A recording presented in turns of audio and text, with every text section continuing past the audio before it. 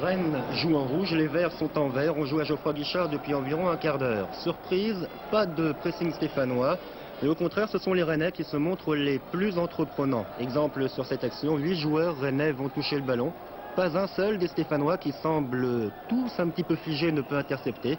Résultat, eh bien, ce ballon il parvient sur la droite vers Muller, qui peut tranquillement centrer, tout aussi tranquillement. Bouzdira a repris de la tête, 1-0 pour Rennes. Des réactions stéphanoises tout de même, comme sur ce corner avec Diarté puis Sanchez. Meillard dans les buts rennais a fourni hier soir un très bon match. Et là encore, alors que les Stéphanois récupèrent le ballon, alors que l'on pense qu'ils vont pouvoir se montrer dangereux, eh bien en fait, ils vont manquer de peu de se faire piéger une nouvelle fois. Alors voilà comment ça s'est passé hier soir. Les Rennais récupèrent le ballon et puis ils montent beaucoup plus rapidement que les Stéphanois ne redescendent, créant parfois le surnombre. Et sur cette action-là, c'est par exemple Bouzdira qui a bien failli en 2 temps en profiter. Il récupère le ballon, seul devant Castaneda, mais son tir passe juste à côté. Un peu de malchance également pour les Stéphanois, comme sur ce coup franc avec le ballon de Diarté qui atterrit sur la transversale. Ce qui fait qu'au lieu de revenir à un partout comme ils en avaient la possibilité, eh bien les Stéphanois vont se voir mener 2-0 quelques minutes plus tard. Voici de quelle manière, encore une interception rennaise. Et les Rennais qui se portent à l'attaque, mais là c'est Philippe Morin qui tout seul va faire la différence. Il va plus vite que tout le monde, un joli but, 2-0, c'est le score à la mi-temps pour Rennes. Une énorme surprise et puis une évidence reconnue même par les joueurs de Saint-Étienne. Écoutez. On a été pris de vitesse par les attaquants rennais, mais je pense que ça vient d'une lassitude, d'une fatigue compréhensive. D'abord parce qu'on a joué à l'énergie toute la saison et peut-être qu'on paye nos efforts maintenant. Et oui, même scénario en deuxième période, à savoir des Verts quelque peu fatigués et des Rennais qui se créeront finalement les meilleures occasions.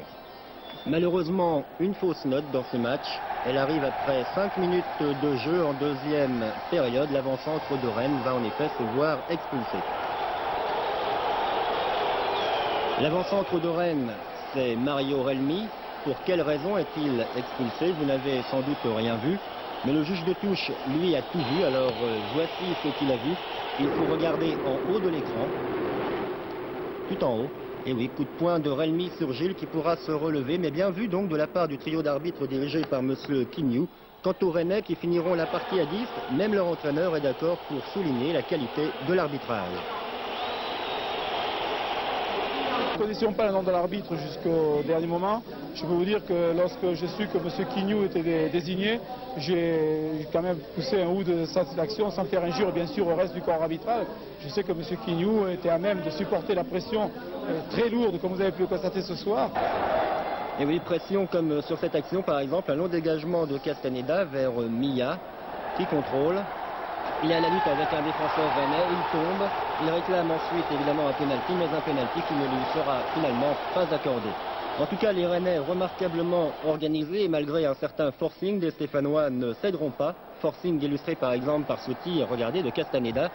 Le gardien stéphanois, enfin un tir ou une relance, en tout cas ça pouvait être dangereux. Castaneda qui prendra des risques en fin de match pour pousser ses partenaires, mais Saint-Étienne a bien été battu par 2-0.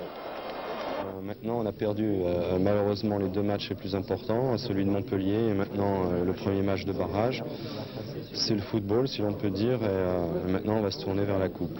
Même si nous avons connu des périodes assez chaudes, il faut bien l'avouer, notre victoire peut être considérée comme logique dans la mesure où nous avons su exploiter les possibilités de contre-attaque du mieux possible.